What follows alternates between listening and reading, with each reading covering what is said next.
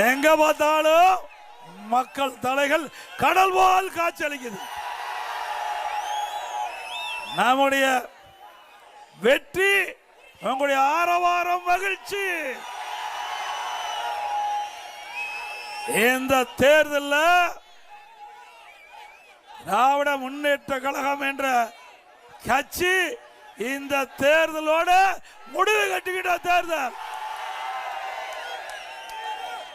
இந்த தேர்தல் பிரச்சார கூட்ட நிகழ்ச்சியில கலந்து கொண்டு சிறப்பித்துக் கொண்டிருக்கின்ற முன்னாள் அமைச்சர் செம்மொழி அவர்களே, நிகழ்ச்சியில் பங்கு பெற்றிருக்கின்ற நம்முடைய மாவட்ட கழக செயலாளர், முன்னாள் மாநில தலைமை கூட்டு வங்கி தலைவர் அறிவிச்சோர் இளங்கோவன் அவர்களே, தேர்தல் பொறுப்பாளர் சகோதரர் திருவேற்காடு பாகில சீனிவாசன் அவர்களே, மற்றும் நிகழ்ச்சியில் பங்கு பெற்றிருக்கின்ற சகோதரர் நகர கழக செயலாளர் சகோதரா மோகன் அவர்களே, நகர கழக திரு எஸ் மணிவண்ணன் அவர்களே, ஒன்றிய கழக செயலாளர்கள் திரு ரஞ்சித் குமார் அவர்களே, திரு வி பி சேகர் அவர்களே, பேருச்சாளர் திரு எஸ் பொன்னம்மாள் அவர்களே, திரு செல்வம் அவர்களே, திரு மோகன் அவர்களே, தெற்கு ஒன்றிய செயலாளர் திரு கே பி முருகேசன் அவர்களே, ஒய்.எம். ராஜமாணிக்கம் அவர்களே, நம்முடைய கூட்டணியில் அங்க வைக்கின்ற பாரதிய ஜனதா கட்சியை சேர்ந்த நிர்வாகிகள் திரு ஜே ஆனந்த் அவர்களே, திரு சண்முகநாதன் அவர்களே, பாட்டாளி மக்கள் கட்சி மாவட்ட செயலாளர் திரு நாராயணன் அவர்களே, திரு ஜெயபிரகாஷ் அவர்களே, அம்மா மக்கள் முன்னேற்ற கழகத்தினுடைய மாநில பொருளாளர் அறிவிச்ச எஸ்.கே. செல்வம் அவர்களே, மற்றும் அம்மாமுக சேர்ந்த சண்முகம் அவர்களே, தமாக தலைவர் திரு சொக்கலிங்கம் அவர்களே, இந்திய ஜனநாயக கட்சியுடைய பார்த்திபன் அவர்களே, இந்திய ஜனதா கட்சியுடைய பொறுப்பாளர் மனோகரன் அவர்களே, புரட்சி பாரதம் எஸ். ராமதாஸ் அவர்களே, மக்கள் ராஜ்ய கட்சி பி.ஆர். சிவசாமி அவர்களே, தமிழ் மாநில பகுஜன் சமாஜ் கட்சி மாவட்ட திரு பிரேம்குமார் அவர்களே, பகுஜன் சமாஜ் கட்சியுடைய சூர்யா அவர்களே, மற்றும் கூட்டணியில் அங்கம் வைக்கின்ற கட்சியுடைய தலைவர்களே, நிர்வாகிகளே, தொண்டர்களே, பெரியவர்களே, தாய்மார்களே, அனைத்து இந்திய அண்ணா திராவிட முன்னேற்ற கழகத்திலே பல்வேறு பொறுப்புகளை வைக்கின்ற நிர்வாகிகளே, கழக உடன்பொறுப்புகளை,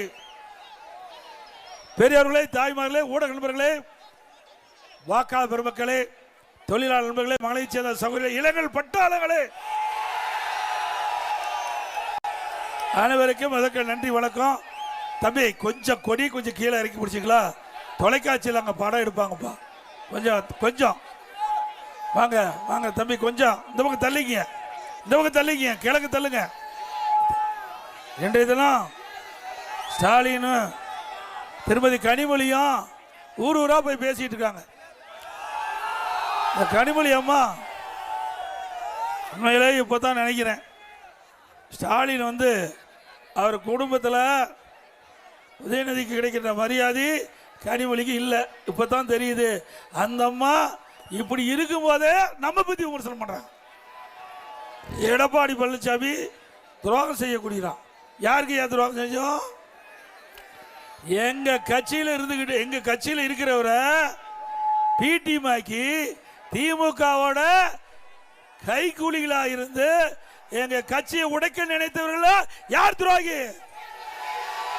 உங்க திரு கருணாநிதி குடும்பத்தை தான் துரோகி. அப்படித்தானே? இன்றைக்கு நம்மகிட்ட இருந்தவர் எங்க இருக்கிறாரு? அங்க இருக்கிறாருல்ல. எவ்வளவு மரியாதை கொடுத்தா நம்ம கட்சியில. இந்த கட்சிக்கே ஒருங்கிணைப்பாளர், நம்ம கட்சிக்கு எதிர்த்து இருந்தார். நான் பெரும்பான்மை நிரூபிக்கின்ற பொழுது எதிர்த்து ஓட்டு போட்டவர். அதை பெருந்தன்மையாக மன்னித்து இயக்கத்திற்கு ஒருங்கிணைப்பாளர் என்ற பதவி கொடுத்து துணை முதலமைச்சர் கொடுத்து வச்சிருந்தோம். அந்த பிடிஎம் ஆக்கி எங்க கட்சியை உடைக்க நினைத்த துரோகிகள் திரு கருணாநிதி குடும்பம். உண்மைதானே? சிந்திச்சு பாருங்க. என்னை கட்சியில் சேர்த்துக்கிறீங்க. உன்னை கட்சியில் சேர்த்திருந்த என்ன ஆவறது? கட்சியே ஒட்டுமொத்தமா விற்பனை செஞ்சுட்டு போயிருப்பீங்க. ஆக யாரெல்லாம் இந்த கட்சிக்கு துரோகம் இழைத்தார்களோ அவரெல்லாம் பொன்மனச்சம்பல் புரட்சி தலைவர் எம்ஜிஆர் அம்மாவுடைய ஆன்மா மன்னிக்காது. எவ்வளவு கஷ்டத்தை கொடுத்தீங்க எங்க கட்சிக்கு. தாயை இழந்த பிள்ளை போல எங்க கட்சி நிர்வாகிகளும் தொண்டர்களும் நாங்கள் இருந்துகிட்டு இருந்தோம். அதையெல்லாம் பொருட்படுத்தாம எங்களுடைய இயக்கத்தை உடைக்க முடைக்க வழக்கு போட்டு எவ்வளவு பிரச்சனை உண்டாக்குனீங்க, அத்தனையும் இங்க இருக்கின்ற தொண்டர்கள் நிர்வாகோடு தூள் தூள் ஆக்கப்பட்டது. ஏன்னா அதிமுக உயிரோட்டம் உள்ள கட்சி, உழைக்கின்ற நிர்வாகிகள் உள்ள கட்சி, உழைக்கின்ற தொண்டன் நிறைந்த கட்சி. எந்த கொம்பன தொண்டனை கூட தொட்டு பார்க்க முடியாது. நம்ம கட்சியை கண்டா எல்லாத்துக்கும் பொறாம இருக்குதுக்கு காரணம் என்ன? பொன்மனச்செம்மல் புரட்சி தலைவர் எம்ஜிஆர் புரட்சி தலைவி தனக்கென்று குடும்பம் கிடையாது. நாம் தான் அவருடைய குடும்பம், நாம் தான் பிள்ளைகள். நாட்டுடைய மக்கள் தான் தன்னுடைய பிள்ளைகளாக வாழ்ந்த தலைவர் உருவாக்கிய கட்சி அதிமுக கட்சி. அப்படிப்பட்ட கட்சிய சில விசமத்தன்மாக நம்ம கட்சியை எவ்வளவோ முயற்சி செய்து உடைக்க நினைச்சாங்க. ஆனா அவருடைய மூக்கு தான் உடைபட்டது. அதிமுக ஒருவராலையும் வீழ்த்த முடியாது, முடக்கவும் முடியாது. இன்னொரு மனுஷன் சொல்றார், 10 தோல்விக்கின்ற பழனிசாமி அப்படின்னு. யோ, நான் வந்தது இடையில தான் வந்தேன். எங்களுடைய இதய புரட்சி தலைவி அம்மா தான் எங்களுக்கு தெய்வம். பொன்மனச்செம்மல் புரட்சி தலைவர் எம்ஜிஆர் தான் எங்களுக்கு தெய்வம். 2 தெய்வங்கள். எங்களை போல சாதாரண மனிதரையும் இந்த நிலைக்கு உயர்த்திய தெய்வங்கள் எங்களுடைய தலைவர்கள். எங்களுடைய தலைவர்கள் மக்களுக்காக வாழ்ந்த தலைவர்கள். உங்களுடைய அப்பா உங்க குடும்பத்துக்காக வாழ்ந்திருக்கார், அப்படித்தானே? அதிமுக என்பது ஒரு ஜனநாயக கட்சி. நம்முடைய தலைவர்கள் ஏழை என்று பார்க்காம, பணக்காரர் என்று பார்க்காம அனைவருக்கும் சம வாய்ப்பை கொடுத்த தலைவர்கள் நம்முடைய தலைவர்கள். அந்த வழியில் வந்ததுதான் நம்முடைய எம்எல்ஏக்கள். என்ன பெரிய கோடீஸ்வரரா, விட்டா பிராஸ்தாரா? சாதாரண குடும்பத்தை இருக்கின்ற இருந்து கட்சிக்கு உழைத்து விசுவாசமா இருக்கிற காரணத்தால எம்எல்ஏ ஆக்கணும். மீண்டும் உங்களால அவருக்கு எம்எல்ஏ என்ற வாய்ப்பு நீங்க உருவாக்கி தரீங்க. எங்களுடைய எம்எல்ஏ மக்களை பிரச்சனை பேசுவாங்க. எங்களுடைய எம்எல்ஏ கூப்பிட்ட குரலுக்கு ஓடி வந்து மக்களுக்கு உதவி செய்யக்கூடிய நற்பண்பு கொண்ட அருமை சகோதரர்கள். இன்றைக்கு அதிமுக தலைமையிலே அமைக்கப்பட்ட தேசிய ஜனநாயக கூட்டணி, இதுல நம்முடைய ஆத்தூர் சட்டமன்றத்துக்கு நம்முடைய வெற்றி வேட்பாளர் திரு ஏபிஎஸ் ஜெய்சங்கரன் எம்எல்ஏ அவர்கள் நிறுத்தப்பட்டிருக்கிறோம். அதே போல கெங்கவெளி சட்டமன்ற தொகுதிக்கு நம்முடைய கழகத்தின் சார்பாக நல்ல தம்பி எம்எல்ஏ அவர்கள் நிறுத்தப்பட்டிருக்கிறோம்.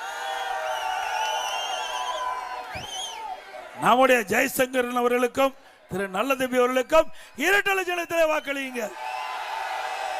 நம்முடைய சின்னம் புரட்சி தலைவர் எம்ஜிஆர் சின்னம், அம்மாவின் சின்னம், விவசாயியின் சின்னம், தொழிலாளியின் சின்னம், ஏழையின் சின்னம், வெற்றி சின்னம். வாக்களிப்பீர் இரட்டைக்கு.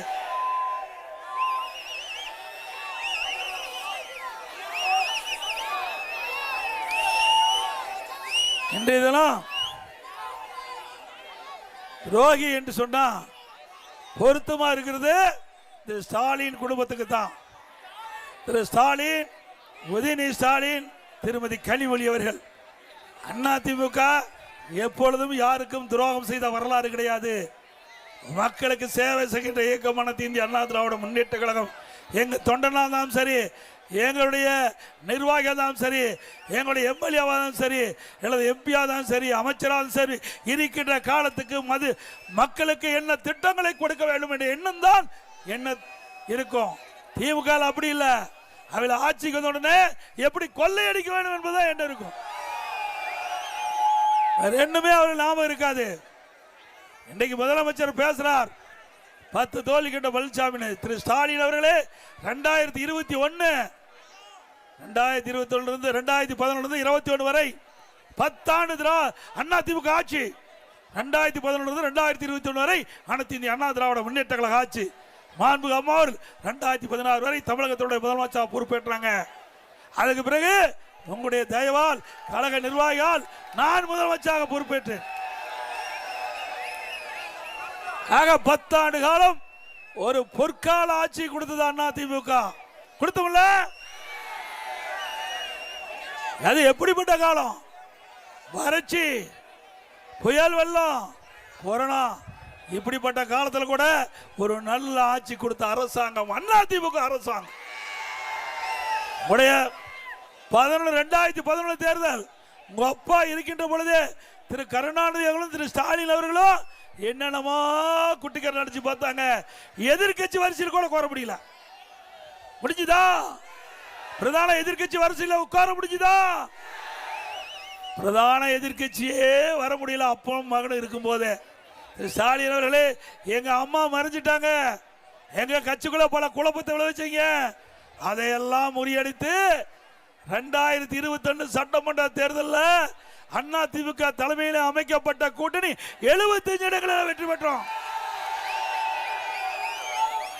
அதிமுக பிரதான எதிர்கட்சியா அமர்ந்தது. உங்களால பண்ண முடிஞ்சதா? எப்பொழுது பார்த்தாலும் திரு ஸ்டாலின் பேசுறாரு, நான் தமிழகத்திலே சிறந்த ஆட்சி கொடுத்தனும். என்ன சிறந்த ஆட்சி கொடுத்த? கடன் வாங்கி கடன்காரன் ஆக்கி இருக்கிற. அதுதானே உண்மை. வேற என்ன இந்த ஆட்சியில் பார்க்க முடிஞ்சது? இந்த ஆத்தூர் சட்டமன்ற தொகுதிக்கு, கெங்கவல்லி சட்டமன்ற தொகுதிக்கு ஏதாவது செஞ்சாரா? அதிமுக ஆட்சி இருக்கின்ற பொழுது பல திட்டங்களை கொண்டு வந்து நான் நிறைவேற்றினேன். பல திட்டங்கள் செயல்படுத்துவதற்கு நாம முயற்சி செஞ்சோம். அத்தனை முட்டுக்கட்டை போட்ட அரசாங்கம் திமுக அரசாங்கம். அப்படிப்பட்ட அரசாங்கம் வேணுமா? இன்றைக்கு விலைவாசி விண்ணை முட்டுக்கிட்ட அளவுக்கு உயர்ந்து போய்விட்டது. இந்த கெங்கவல்லி சட்டமன்ற தொகுதி, ஆத்தூர் சட்டமன்ற தொகுதி வேளாண் பெருமக்கள் நிறைந்த பகுதி, விவசாயம் நிறைந்த பகுதி, விவசாய தொழிலாளி நிறைந்த பகுதி, அடிமட்டத்திலே வாழுகின்ற மக்கள். இப்படி தினந்தோறும் வேலைக்கு சென்றால்தான் அவர் வீட்டிலே அடுப்பு எரியும் என்று அடித்தட்டிலே வாழுகின்ற மக்கள். அப்படிப்பட்ட மக்கள் விலைவாசி உயர்வால இன்னல் பட்டு கொண்டிருக்கிறார்கள், துன்பப்பட்டு கொண்டிருக்கிறார்கள். அது இந்த அரசுக்கு தெரியுமா? எனவே செல்வ செழிப்பிலே வாழ்ந்தவர் ஸ்டாலின், செல்வ செழிப்பிலே வாழ்ந்தவர். ஏழையுடைய கஷ்டம் தெரியாது, விவசாயியுடைய கஷ்டம் தெரியாது, தொழிலாளருடைய கஷ்டம் தெரியாது. ஆக அப்படிப்பட்ட எந்த கஷ்டமும் தெரியாத இந்த நாட்டை ஆளுகின்ற முதலமைச்சர் இன்றைய முதலமைச்சர் ஸ்டாலின் அவர்கள். இன்னை விலைவாசி இன்றைக்கு விண்ணை முட்டுக்கிட்ட அளவுக்கு உயர்ந்து போச்சு. அரிசி விலை 1 கிலோ பார்த்தீங்கன்னா, இதை நாமெல்லாம் தினந்தோறும் அரிசி வாங்கி சாப்பிட்டே ஆகணும், எண்ணெய் பயன்படுத்தி ஆகணும், பருப்பு பயன்படுத்தி ஆகணும். 3 பொருள் முக்கியமான பொருள். ஒன்று பச்சரிசி. அதிமுக ஆட்சியில் சாப்பாட்டு அரிசி 1 கிலோ 40 ரூபா, திமுக ஆட்சியில் 75. பொன்னி புழுங்கல் அரிசி 1 கிலோ 45 ரூபா அதிமுக ஆட்சியில், திமுக ஆட்சியில் 75. இட்லி புழுங்கல் அரிசி 1 கிலோ 30 ரூபா அதிமுக ஆட்சியில், திமுக ஆட்சியில் 55 ரூபா. கடலெண்ணெய் 1 லிட்டர் அதிமுக ஆட்சியில் 130 ரூபா, திமுக ஆட்சியில் 200 ரூபா. நெல்லெண்ணெய் 1 லிட்டர் அதிமுக ஆட்சியில் 250, திமுக ஆட்சியில் 500. துவரம்பருப்பு 1 கிலோ அதிமுக ஆட்சியில் 74, திமுக ஆட்சியில் 120. உளுத்தம் பருப்பு 1 கிலோ 79, திமுக ஆட்சியில் அதிமுக ஆட்சியில் 120. எவ்வளவு விலை உயர்ந்திருக்குது. இதுக்கு ஏதாவது விலை குறைப்பதற்கு இந்த அரசாங்கம் நடவடிக்கை எடுத்ததா?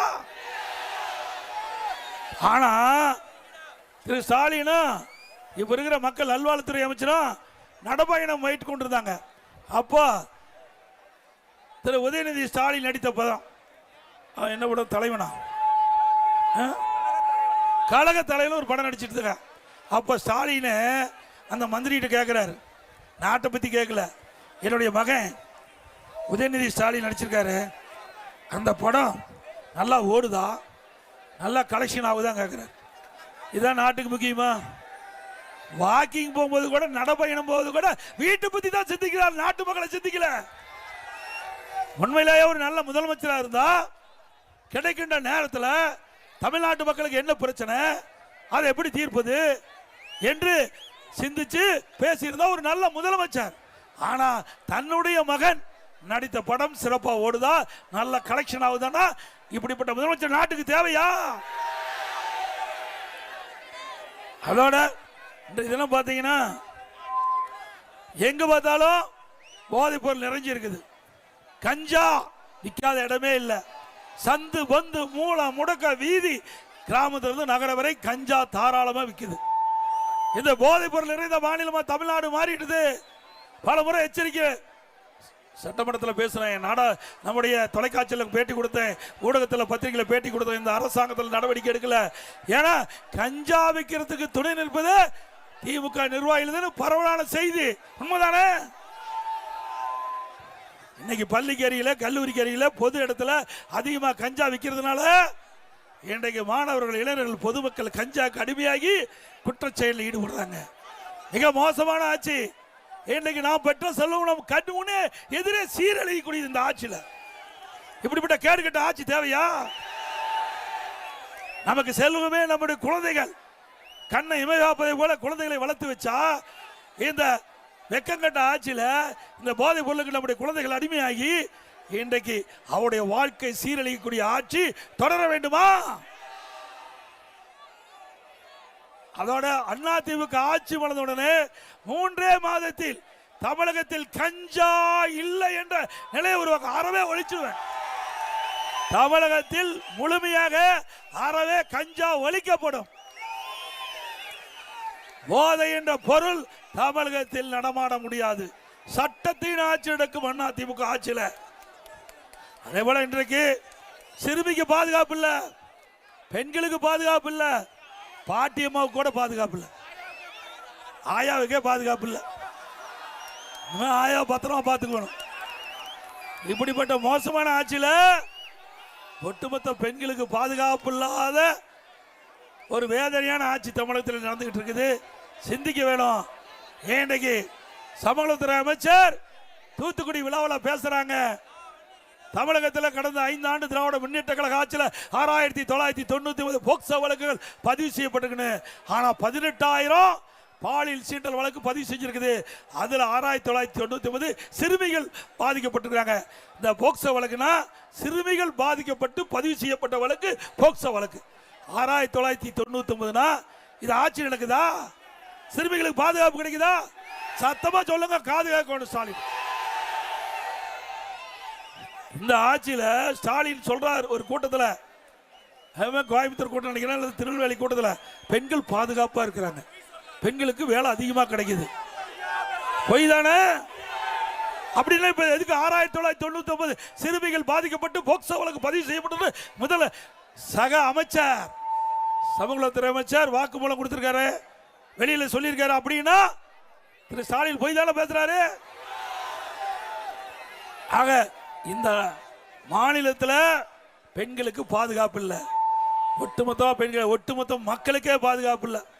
இன்னைக்கு பார்த்தீங்கன்னா சிவகங்கையில், நாங்குநேரியில் போதை ஆசாமி இருசக்கர வாகனத்தில் போகிறாங்க, சாலையில் நிற்கிறவங்களை வெட்டி சாய்க்கிறான். அவனுக்கு அதுக்கு சம்மதம் இல்லை. போதை ஏறி போச்சு, என்ன செய்துன்றே தெரியல, போட்டு சாதிக்கிறான், வெட்டுறான், குத்துறான், சாகுறான். இன்னொன்று கேவலமானது, நமக்கு திருநெல்வேலியில் 9ஆம் வகுப்பு படிக்கிற பெண் குழந்தைகள் பள்ளிக்கு எதுக்கு அனுப்புகிறோம்? கல்வி கேட்க அனுப்புறோம். இந்த ஆட்சியில் 9ஆம் வகுப்பு படிக்கிற பெண் குழந்தைங்க என்ன மது அருந்ததுங்க. தம்பி இந்த கொடியை தூக்க முடியுப்பா, தம்பி கொடியை தூக்க முடியுப்பா, கொடியை தூக்க தள்ளுப்பா. 9ஆம் வகுப்பு படிக்கிற மாணவி, 9ஆம் வகுப்பு படிக்கிற மாணவி மது அருந்துகிற காட்சி எவ்வளவு கேவலம். நம்முடைய பெண் பிள்ளைய கண்ணை எமைகாப்பதோ பெட்ரோல் காக்குறோம், பள்ளிக்கு அனுப்புறோம், நல்லா படிச்சு அந்த குழந்தைகளுக்கு நல்ல எதிர்காலம் உருவாக வேண்டும் என்று ஒவ்வொரு தந்தையும் தாயும் கனவு காண்கிறோம். அந்த கனவு எல்லாம் மண்ணள்ளி போட்ட அரசாங்கம் தொடர வேண்டுமா? என்ன செங்கல்பட்டுல பேருந்துல போறாங்க, சீருடை போட்டுக்கிட்டு பெண் பிள்ளைகள்லாம் அங்க வாங்கி வாங்கி சரக்கடிக்குது. எவ்வளவு கொடுமை. இதற்கு பிறகு பள்ளியில, திருநெல்வேலி பக்கம் பள்ளியில படிக்கிற மாணவன் பின்னாண்ட அருவாளை சுருக்கிட்டு வரான். புத்தகம் படிக்கிற கையில அருவாளை ஏந்திக்கின்ற நில உருவாச்சு. இப்படி இருக்கின்ற ஆட்சி தேவையா? சிந்திச்சு பாருங்க. இன்னைக்கு பள்ளியில படிக்கின்ற குழந்தைகள் எந்த அளவுக்கு தரம் தாழ்ந்து போகின்ற அளவுக்கு இந்த ஆட்சியுடைய நிலை இருக்குது. இப்படிப்பட்ட ஆட்சியை அகற்றுவீர்களா?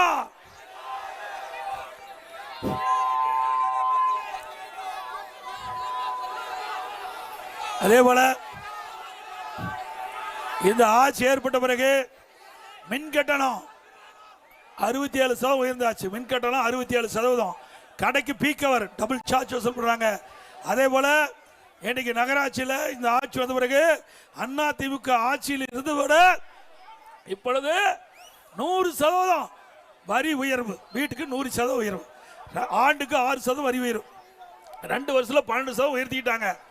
பிறகு கடைக்கு 150% வரி உயர்வு, ஆண்டுக்கு 6% உயர்த்தாச்சு. பிறகு குடிநீர் வரி உயர்வு, குப்பைக்கு வரி போட்டாங்க. இப்படி மக்கள் சிந்திக்கிட்ட அளவுக்கு மிக மோசமான ஆட்சி தேவையா? அது மட்டும் இல்ல, இன்றைக்கு அண்ணா திமுக ஆட்சி வந்த உடனே ரேஷன் கடையில் அரிசி போடுறோம். அந்த அரிசி தரம் இல்லாமல் இருக்குது. என்னிடத்துல புகார் வந்திருக்குது.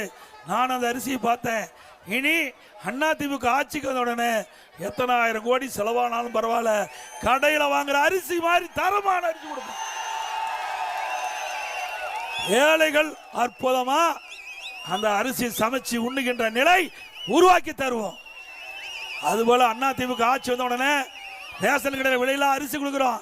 இனி விலையில்லா பருப்பு கொடுக்கப்படும், விலையில்லா சமையல் எண்ணெய் வழங்கப்படும். அதே போல நீண்ட காலமாக நம்முடைய கெங்கவெளி சட்டமன்ற தொகுதி, ஆத்தூர் சட்டமன்ற தொகுதி விவசாய பெருடி மக்கள் இன்றைக்கு வறண்ட பகுதியில் ஏரி குளங்கள்லாம் மேட்டூரிலிருந்து வெளியேறிய உபரி நீரை நீரேற்று மூலமாக கொண்டு வந்து நிரப்ப வேண்டும் என்ற கோரிக்கை நிறைவேற்றப்படும். மத்திய அரசாங்கம் அறிவிப்பு வெளியிட்டிருக்குது. இந்தியா முழுவதும் ஜாதிவாரி கணக்கெடுப்பு எடுக்கப்படும் என்று மத்திய அரசு அறிவிச்சிருக்குது. அதை அதிமுக ஆட்சி வந்த உடனே ஜாதிவாரி கணக்கெடுப்பு தமிழகத்தில் நடத்தப்படும்.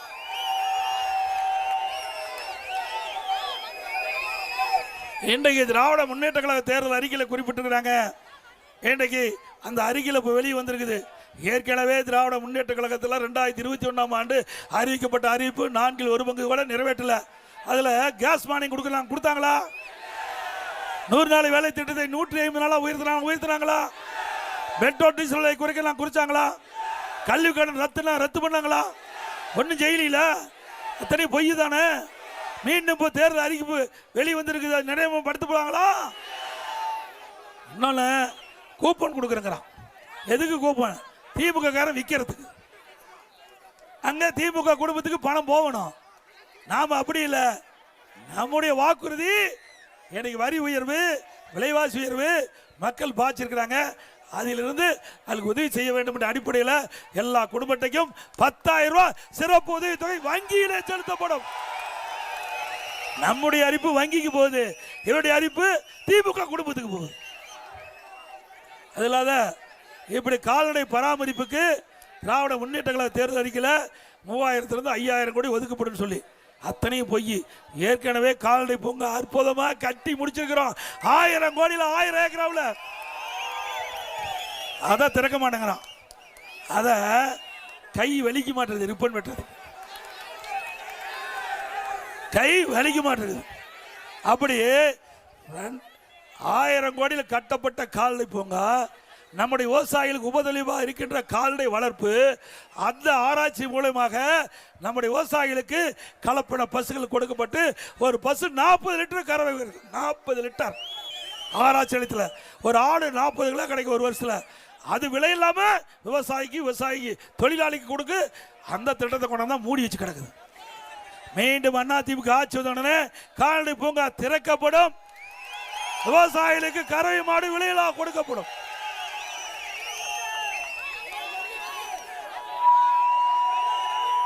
அதே போல விவசாயிகளுக்கு குடிமராமத்து திட்டம், அந்த குடிமராமத்து திட்டம் நிறுத்திட்டாங்க. மீண்டும் அதிமுக ஆட்சி வந்தா தொடரும். விவசாயிகளுக்கு மும்முனை மின்சாரம் தொடரும்.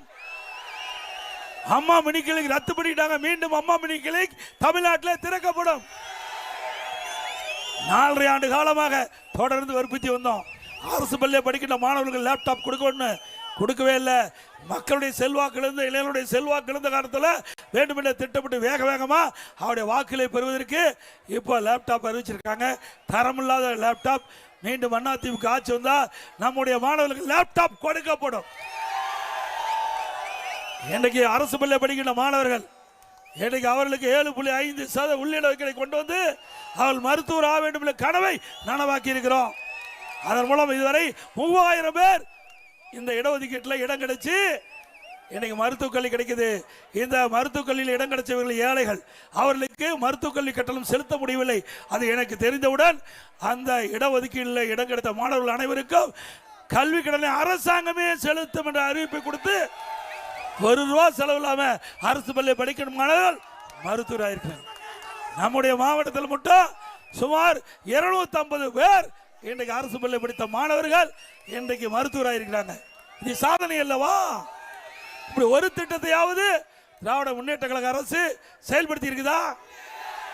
நாம் கொண்டாந்த திட்டத்தை முடக்காக இருந்தாலும் பரவாயில்ல, அத்தனையும் முடக்கி வச்சிருக்கிறாங்க. அதே போல அதிமுக ஆட்சி வந்த உடனே எல்லா குடும்ப அட்டைக்கும் விலை இல்லாமல் ஃப்ரிட்ஜ் வழங்கப்படும். எல்லா குடும்ப அட்டைக்கும் அதிமுக ஆட்சி வந்த உடனே குடும்ப தலைவர் மீது ₹2000 வங்கி கணக்கிலே செலுத்தப்படும். மாதம் பணிக்கு செல்லுகின்ற பெண்களுக்கு மானியம் ₹25,000 5 லட்சம் அம்மா இருசக்கர வாகனம் வழங்கப்படும்.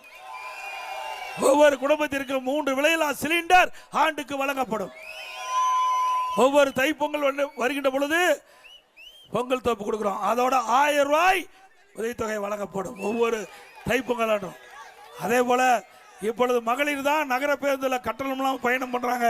இனி ஆண்களும் கட்டணம் இல்லாமல் நகர பேருந்தில் பயணம் செய்யும். அதே போல இன்னைக்கு அம்மா இல்லம் திட்டம், அந்த அம்மா இல்லம் திட்டத்தில் அனைத்து ஏழைகள் ஜாதி பாகுபாடு இல்லாம வீடு இல்லாத அனைத்து ஏழைகளுக்கும் அற்புதமான காங்கிரீட் வீடு நகரத்திலும் கட்டி கொடுக்கப்படும், கிராமத்திலும் கட்டி கொடுக்கும். அதோட பட்டியலின மக்கள், ஆதிராவிட மக்கள், அரிதிர மக்கள், மலைவாழ் மக்கள் எல்லாருக்குமே வீடு இல்லாதவர்களுக்கு காங்கிரீட் வீடு கட்டி கொடுக்கப்படும். அதோட அந்த குடும்பத்தில் இருக்கின்றவர்கள் ஆண் வாரிசு திருமணமாகி தனி குடித்தனம் போனா அவர்களுக்கு அரசாங்கமே சொந்தமாக இடம் வாங்கி அற்புதமான காங்கிரீட் வீடு அந்த ஏழை மக்களுக்கு கட்டி கொடுக்கப்படும். முதியோர்களுக்கு தற்போது வழங்கப்படுகின்ற அந்த உதவித்தொகை உயர்த்தி வழங்கப்படும். கட்டிட தொழிலாளர்கள், அந்த தொழிலாளர்கள் பணி செய்கின்ற பொழுது தவறி விழுந்து உயிரிழந்தால் அந்த குடும்பத்திற்கு 25 லட்சம் நிவாரண உதவி வழங்கப்படும். அதே மாதிரி ஜல்லிக்கட்டு போட்டி,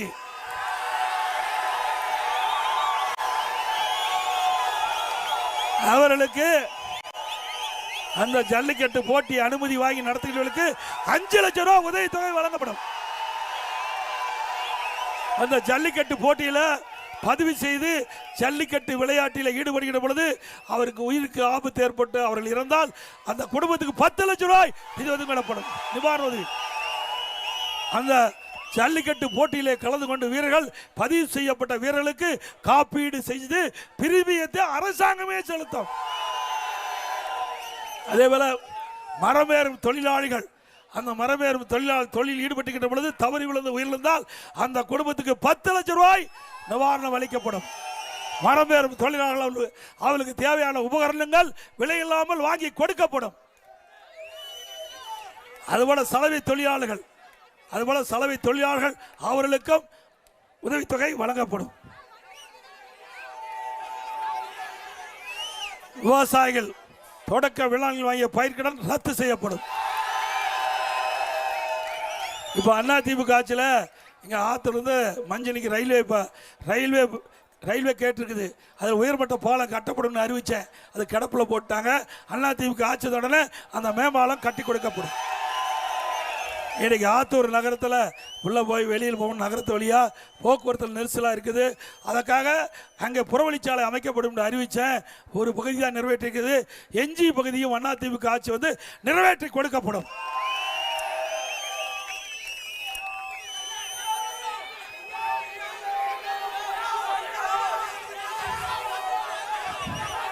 மக்களை காப்போம், தமிழகத்தை மீட்போம்.